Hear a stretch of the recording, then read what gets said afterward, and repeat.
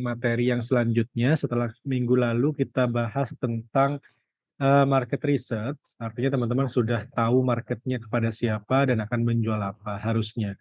Nah, di minggu ini kita akan bahas tentang strategi marketing. Jadi setelah teman-teman eh, istilahnya sudah problem solution fit, problemnya tahu, solutionnya udah dapat dan sudah fit, maka hal yang pertama yang perlu kita lakukan adalah apa? Ya melakukan marketing begitu kan ya. Karena bisa dibilang marketing ini adalah sisi krusial dari sebuah penjualan. Sebagus apapun produk kita, kalau kita nggak bisa memasarkan, maka ya nggak akan ada yang tahu gitu kebagusan dari atau kelebihan dari produk kita. Sehingga kita perlu melakukan namanya marketing. Nah, marketing sendiri tidak bisa dilakukan, secara asal-asalan, tinggal posting posting posting, tanpa strategi yang baik, maka akan menyebabkan, hilangnya cost gitu ya, baik dari sisi uang atau dari sisi waktu. Nah, itu emang. Sehingga kita perlu namanya strategi dalam marketing itu, jadi nggak bisa sembarangan. Kalau definisinya teman-teman, ini strategi marketing itu adalah pelaksanaan kebijakan penentuan rencana, tujuan dan sasaran untuk mencapai hasil yang diharapkan, baik barang atau jasa, penilaian kebutuhan konsumen, menentukan tingkat tingkat harga, promosi produk, distribusi. Definisi strategi pemasaran dapat juga diartikan sebagai serangkaian upaya untuk oleh perusahaan untuk mencapai tujuan tertentu. Nah, jadi berkaitan dengan pemasaran sebenarnya tujuannya ternyata tidak hanya penjualan. Misalnya kita juga pengen melakukan edukasi marketnya seperti yang minggu lalu saya sampaikan bahwa bisa jadi marketnya belum terbentuk, maka apa yang harus kita lakukan? Ya membentuk marketnya dulu gitu. Nah, bagaimana cara membentuk marketnya? Ya kita bisa melakukan edukasi dulu. Oh, bahwa konsumen A, konsumen B, konsumen C saat ini itu begini, maka kita perlu untuk begini. Nah, itulah kenapa kalau teman-teman baca atau teman-teman lihat di beberapa, iklan, kemudian di beberapa marketing di Instagram, produk-produk rata-rata nggak langsung jualan gitu ya, nggak hard selling langsung, tapi ada juga yang soft selling, mengedukasi dulu, kemudian baru melakukan promosi untuk penjualan. Atau menurut para ahli, ada beberapa pengertian strategi marketing. Ini berdasarkan Kotler dan Armstrong. Strategi pemasaran adalah suatu logika pemasaran di mana unit bisnis berharap untuk menciptakan nilai, ya, value, dan memperoleh keuntungan dari hubungannya dengan konsumen. Nah, pasti ya, jadi nggak mungkin melakukan pemasaran tanpa tujuan tertentu gitu. Jadi yang pasti adalah memperoleh keuntungan, yang mana keuntungannya didapatkan dengan menginformasikan atau mentransformasikan value-nya kepada konsumen gitu. Itu menurut Kotler dan Armstrong. Jadi misalnya value-mu apa? Oh, saya punya produk yang lebih baik daripada produk yang sejenis, tapi produk saya mungkin lebih sehat, mungkin lebih murah. Nah, bagaimana caranya menyampaikan value itu kepada konsumen? Ya, itulah namanya strategi pemasaran atau bisa kita sebut juga dengan strategi marketing. Kurz mendefinisikan strategi marketing atau pemasaran adalah keseluruhan program suatu perusahaan dalam menentukan target pasar dan memuaskan konsumen dengan membangun kombinasi elemen dari marketing mix, yaitu produk, distribusi, promosi, dan harga. Nah, kalau ini menurut Kurz ini lebih luas lagi ya pemahamannya. Kalau tadi menurut Kotler dan Armstrong, itu adalah, proses menciptakan value dan transmisikan value kepada konsumen, kalau menurut Kotler. Tapi ternyata menurut Kurz, itu keseluruhannya, mulai dari seperti yang minggu lalu kita lakukan, contohnya market research, sampai dengan penentuan harga, promosi, pembuatan produk dan distribusi itu juga termasuk dalam strategi marketing katanya Coles. Bill Kotler punya definisi lagi yang berbeda. Strategi pemasaran adalah suatu mindset pemasaran yang akan digunakan untuk mencapai tujuan pemasaran, di mana di dalamnya terdapat strategi rinci mengenai pasar sasaran, target market ya, penetapan posisi, positioningnya, bauran pemasaran, dan budget untuk pemasaran. Nah, ini lebih ke arah mirip sama dengan yang tadi Kotler ya. Ciptono, ini yang Indonesia, strategi pemasaran adalah suatu alat fundamental yang dirancang untuk mencapai tujuan perusahaan dengan mengembangkan keunggulan daya saing. Nah, keunggulan daya saing ini sama tadi ya dengan Kotler. Keunggulan daya saing ini maksudnya adalah value atau nilai yang berkesinambungan melewati pasar yang dimasuki. Nah, pasar yang dimasuki adalah marketnya, target market atau pasar sasaran menurut Philip Kotler. Program pemasaran digunakan untuk melayani pasar target tersebut dan programnya jelas. Nah, dari beberapa definisi tadi, akhirnya kita simpulkan bahwa sebenarnya tujuan strategi pemasaran itu apa? Oh, yang pertama untuk meningkatkan kualitas koordinasi antar individu yang tergabung di dalam tim pemasaran, pasti. Karena dengan adanya strategi, maka kita bisa tahu dan bagaimana caranya bekerja antar individu ataupun dalam kelompok. Seperti yang saya sampaikan tadi, eee, pemasaran itu, adalah hal yang penting dan nggak bisa kita lakukan dengan sembarangan, hanya tinggal pos gitu, maka itu bukan strategi pemasaran namanya. Yang kedua, sebagai alat ukur hasil pemasaran berdasarkan standar prestasi yang telah ditentukan. Nah, tadi juga dari definisi-definisi ahli menyebutkan bahwa serangkaian dari awal sampai akhir itu adalah disebut strategi pemasaran, sehingga perlu di akhir ada alat ukurnya. Apakah pemasaran yang sudah kita lakukan itu sudah efektif atau belum?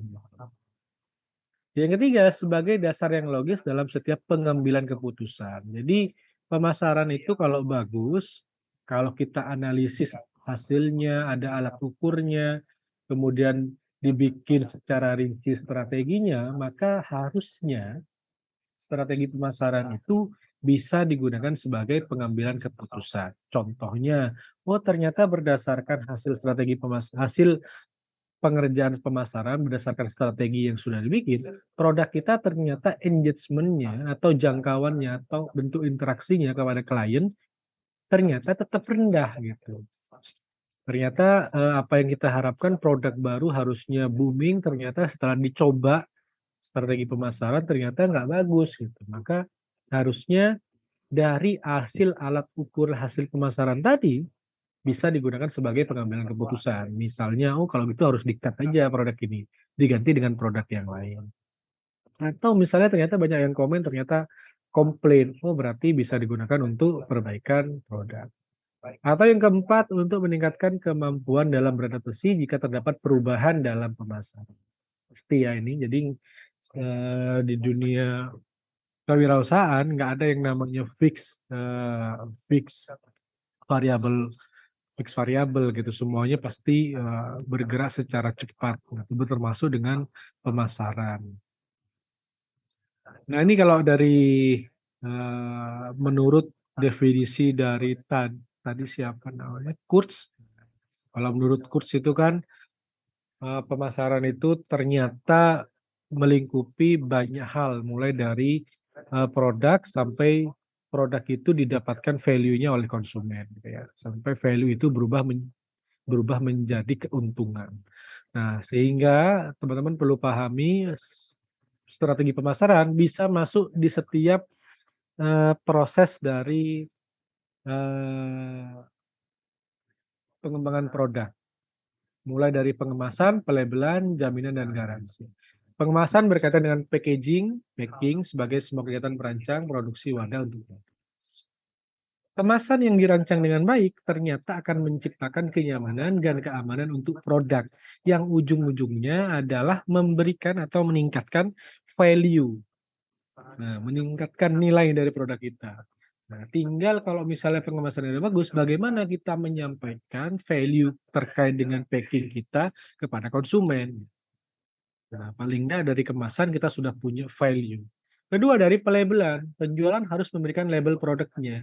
Label tersebut mungkin adalah etika sederhana yang ditempelkan pada produk tersebut gitu. Label, jadi kalau orang, mau beli, nggak nggak bingung, "Oh ini produknya kemarin yang enak itu produk apa ya yang saya beli?" Oh, kemarin itu saya beli apa ya? Itu semuanya berkaitan dengan pelabelan gitu. Kemarin itu rasa apa ya? Oh, kemarin itu, komposisinya gimana ya? Dan sebagainya. Jadi pelabelan juga harus, eee, baik gitu ya, ternyata juga bisa menciptakan value. Yang terakhir adalah berkaitan dengan jaminan dan garansi. Nah, kadang-kadang, eee, kita juga bisa memberikan jaminan dan garansi terkait dengan produk kita. Misalnya kalau teman-teman lihat di beberapa alat elektronik, garansi selamanya, garansi lifetime, garansi 5 tahun, garansi 10 tahun. Meskipun padahal ternyata produknya tidak dipakai sampai dengan 10 tahun gitu, kayak lampu misalnya, tulisannya kan garansi 10 tahun, tapi mana ada orang yang pakai lampu sampai 10 tahun gitu ya, kayaknya nggak ada deh, paling pol 2 tahun tuh udah bagus banget untuk lampu. Nah, tapi dia menuliskan jaminan dan garansinya. Nah, untuk apa? Menciptakan value, meningkatkan produknya dia, meningkatkan nilainya. Tinggal bagaimana caranya dia menyampaikan value tadi kepada customer. Nah, makanya kenapa kalau banyak-banyak iklan itu selalu kalau misalnya elektronik, yang pertama kali disebut adalah garansi kalau iklan. Salah satunya adalah alasannya adalah mentransmisikan value. Nah, sebagai contoh ini teman-teman, ada, teman-teman ini lagi viral kayaknya ya, banyak ya. Mungkin ada yang tahu atau mungkin ada yang pakai dari teman HMNS. Nah, sama yang mereknya ini ada berbagai macam kan ya, ada Wolverhampton, ada merek apa gitu, banyak banget. Nah, apa bedanya sebenarnya parfum ini dengan parfum yang lain? Oh, sebenarnya nggak ada, sebenarnya bahan-bahannya pun sama gitu.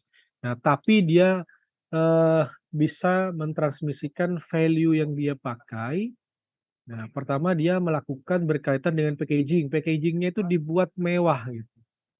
Nah, dengan harga yang padahal tidak begitu mahal, yang tidak seperti barang branded gitu, tapi dia bisa menyuguhkan, eee packaging yang bagus gitu.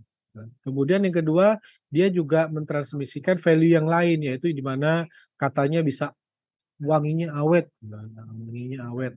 Di mana kalau teman-teman tahu mungkin, parfum HMNS ini, eee, penjualannya itu sampai, eee, beberapa nggak sampai 1 jam udah laris gitu ya kadang-kadang ya, udah habis gitu, mungkin dari teman-teman yang ikut warnya.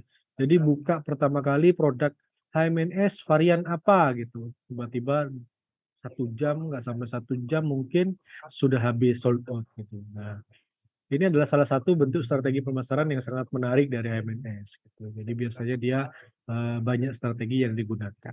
Nah, teman-teman bisa analisis tuh, sehingga teman-teman bisa mungkin punya produk serupa, bisa gunakan strategi yang sama.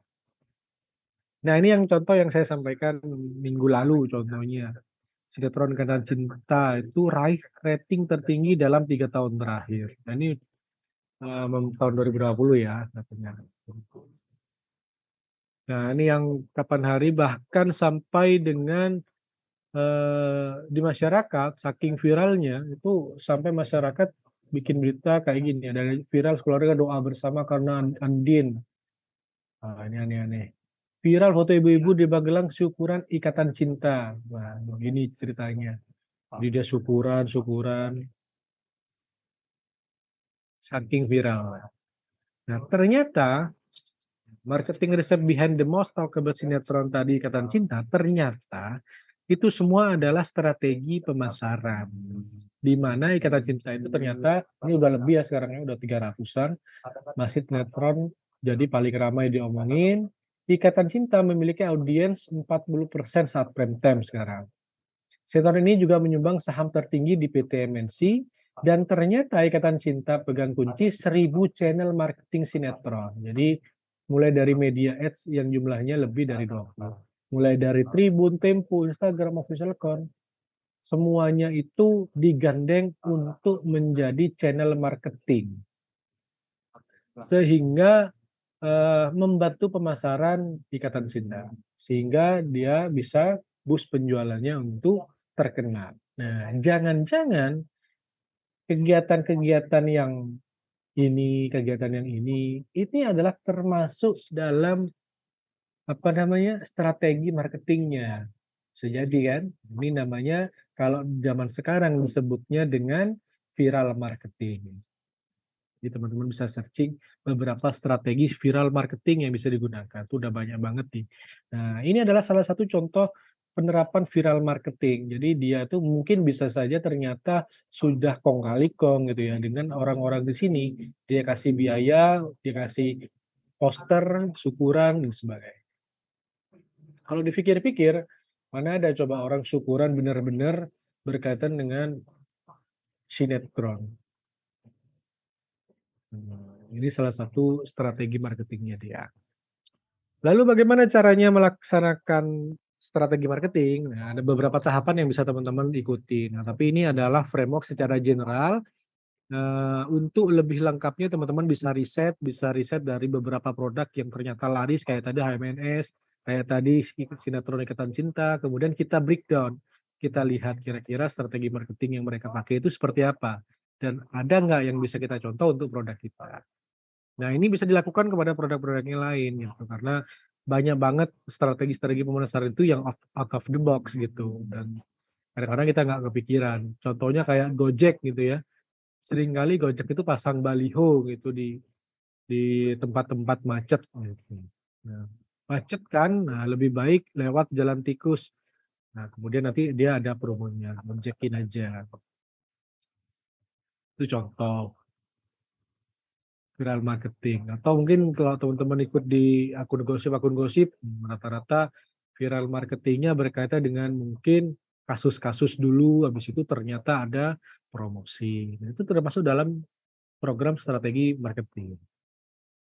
Nah, pertama kalau teman-teman mau melakukan strategi marketing, yang pertama adalah rancang dulu.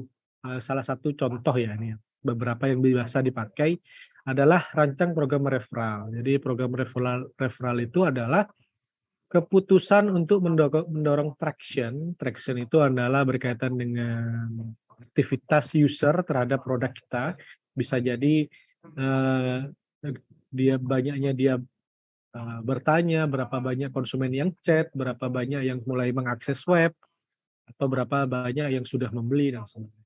Biasanya, lebih mempercayai rekomendasi yang datang dari orang lain ketimbang perusahaannya sendiri. Nah, itulah kenapa kadang-kadang orang itu, nggak ads-nya nggak langsung dari Instagram-nya dia, tapi melalui program endorse misalnya. Nah, endorse itu kan artinya dia datang dari orang lain. Nah,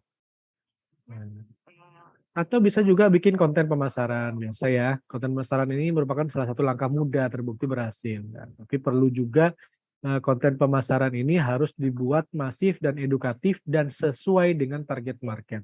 Kalau target marketnya adalah anak-anak muda, ya harusnya kontennya juga berkaitan dengan anak muda gitu ya, jangan yang old-old gitu.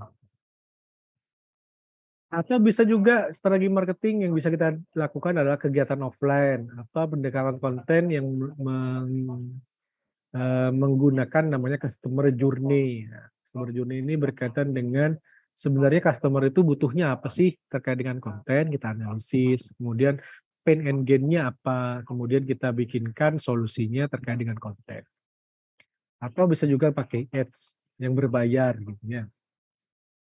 Nah, ini yang saya bilang tadi terkait dengan, referral. Jadi referral itu kan, bisa ada 2 yaitu word of mouth atau KOL, Key Opinion Leader. Kalau word of mouth artinya kita melakukan pemasaran itu, eee, agar customer itu bisa mempromosikan produk kita kepada customer yang lain atau kepada calon customer. Nah, contohnya yang tadi viral marketing contohnya. Kalau kita baca kayak tadi ada Andin, ada masyarakat di kota tertentu, melakukan apa namanya, syukuran terkait dengan Andin. Nah, kita kan yang heboh itu kan, kita akhirnya heboh. Yang terkena dari program strategi marketing tadi, program word of mouth tadi. Akhirnya apa yang terjadi? Kita akan menyebarkan itu kepada teman yang lain. "Eh, lihatlah kemarin ada masyarakat di Jember syukuran." Akhirnya nanti dia si B juga ngomong lagi. Nah, itu contohnya adalah word of mouth.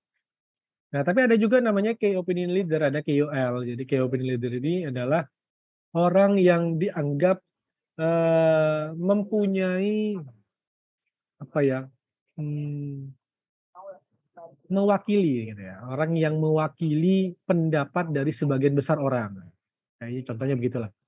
Contohnya kalau misalnya orang, eee, yang suka dengan skincare misalnya ya, orang yang suka dengan skincare, biasanya ada KOL-nya siapa, Instagram atau public figure siapa, nah kayak gitu. Orang yang suka nonton sinetron, misalnya tadi Adin, KOL-nya. Maka kita nggak perlu bikin viral marketing, tapi cukup kita melakukan marketing ke KOL-nya. Jadi nanti kita endorsement ke KOL, key opinion leader-nya. Nah, nanti orang-orang yang mengikuti KOL itu dan menganggap orang itu sebagai mewakili pendapat kita, biasanya akan terpengaruh sehingga akan mengikuti. Nah, inilah pentingnya kita memilih KOL ketika kita endorse. Jadi ketika kita endorse itu nggak bisa semudah atau segampang atau tidak beraturan gitu ya, pilih seenaknya gitu ya, siapa yang mau kita endorse. Tapi kita harus lihat dulu target market kita itu biasanya KOL-nya siapa. Oh, ternyata market leader kita itu anak-anak muda, yang suka matematika, maka kita bisa mungkin Jerome gitu ya.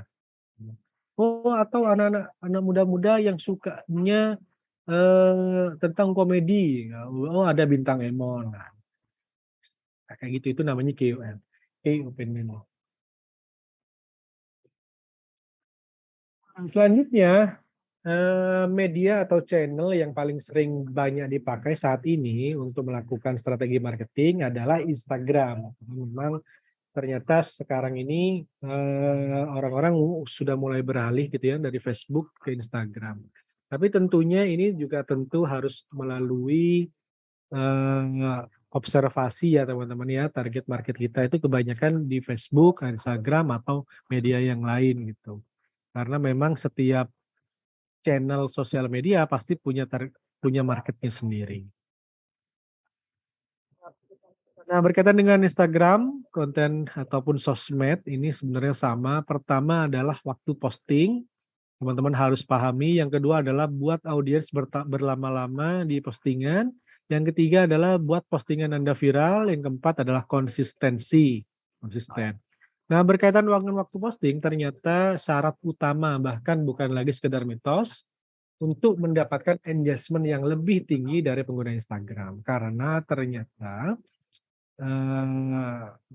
tidak semua orang itu, mengakses Instagram sepanjang waktu gitu.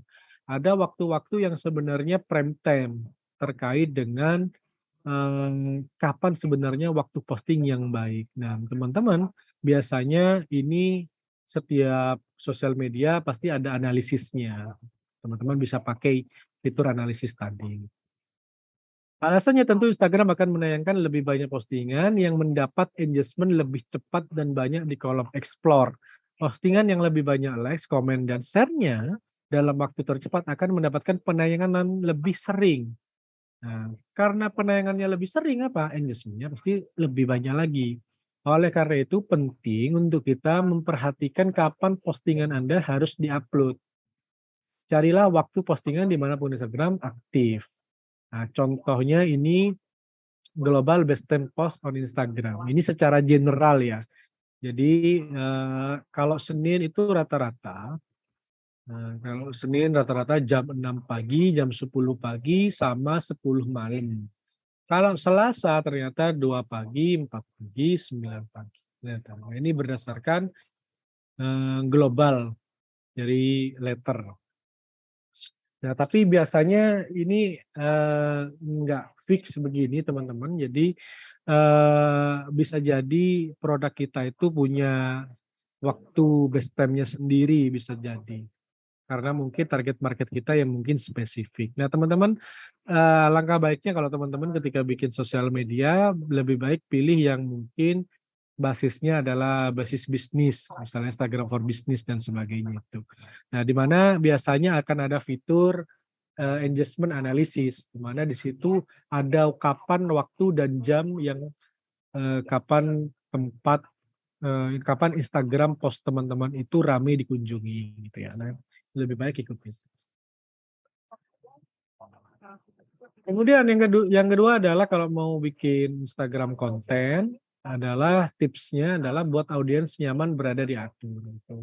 Nah, jadi memang ini berkaitan dengan algoritma tadi gitu ya. Kalau misalnya dia itu waktu berada di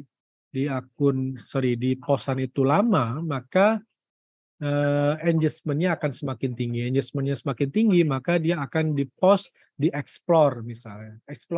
Di-post di-explore, maka akan menyebabkan konten itu menjadi lebih luas yang mengakses. Akhirnya akan bikin menjadi viral. Nah, beberapa cara yang bisa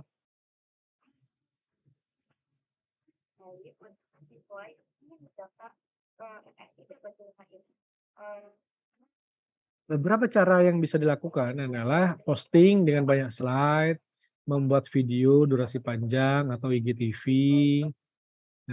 atau isi video bisa beragam mulai dari tutorial, sketsa, yang menggiring audiens untuk engage dengan postingan pada akun bisnis. Jadi banyak cara. Kenapa? Yaitu tadi yang saya sampaikan ya, hal ini untuk mempengaruhi postingan untuk mendapatkan cakupan yang lebih baik berdasarkan algoritma Instagram. Tadi kan sudah disampaikan, jadi algoritma Instagram atau sosmed yang lain itu sekarang dia tidak memunculkan semua post, di beranda. Jadi yang di-post itu yang punya engagement dalam waktu cepat aja sekarang. Dan bahkan kalau yang di-explore adalah yang engagement-nya paling tinggi. Nah, engagement tadi kan berkaitan dengan komen, kemudian waktu melihat gitu juga, like dan sebagainya.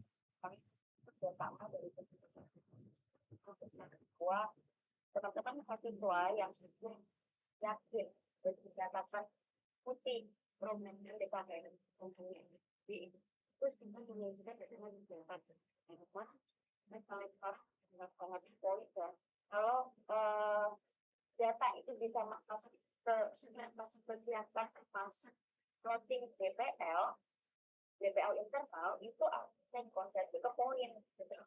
Jadi itu sudah masuk ke poinnya itu untuk Oke, maaf lagi dengerin MSCP.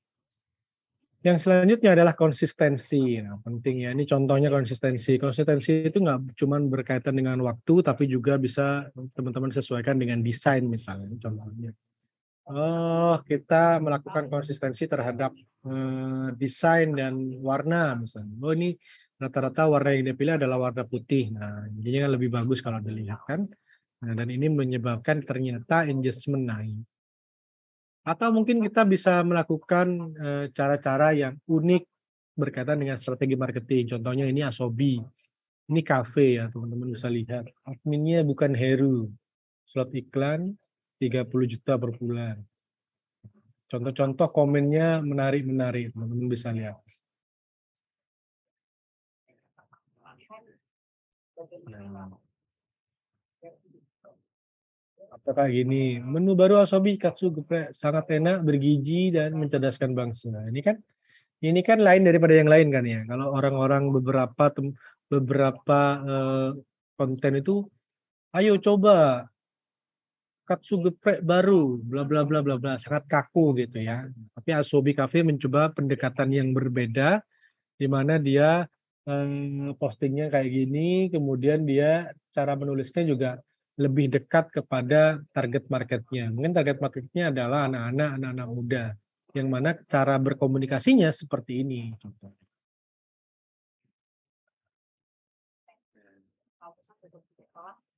Endorsement contohnya ini contohnya KOL di bidang mungkin, apa namanya, ini apa ya, handcraft ya, bidang handcraft misalnya.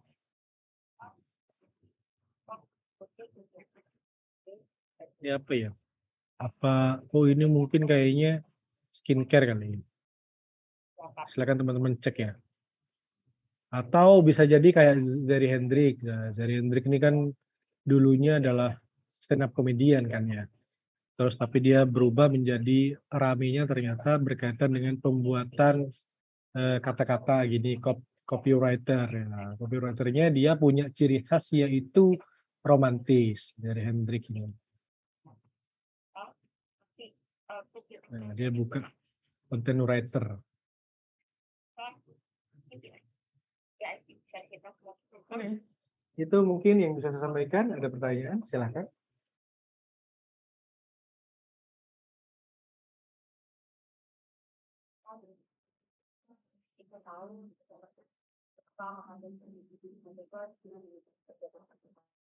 Oke, ada pertanyaan? Silakan.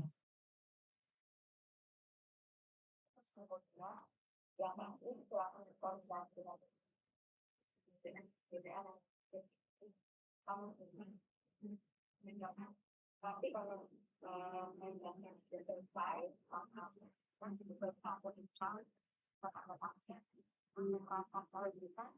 secara kontinu aja tanya ke Bapak. Ada pertanyaan? Nggak ada? Kalau nggak ada, tugas untuk minggu depan adalah membuat kalender konten. Contoh kalender konten bisa teman-teman lihat di Google banyak, tergantung dari sosmed apapun yang teman-teman bikin. Nah, teman-teman bisa kumpulkan berbagai format, PDF boleh, spreadsheet boleh. Nah, contohnya kayak gini. Kalender konten yang dibikin adalah berkaitan dengan 1 tahun dan berkaitan dengan produk dari teman-teman. Oke, gitu ya. Ada pertanyaan? Nggak ada? Oke, kalau nggak ada, terima kasih waktunya teman-teman. Saya akhiri pertemuan hari ini. Wassalamualaikum warahmatullahi wabarakatuh. Waalaikumsalam warahmatullahi wabarakatuh.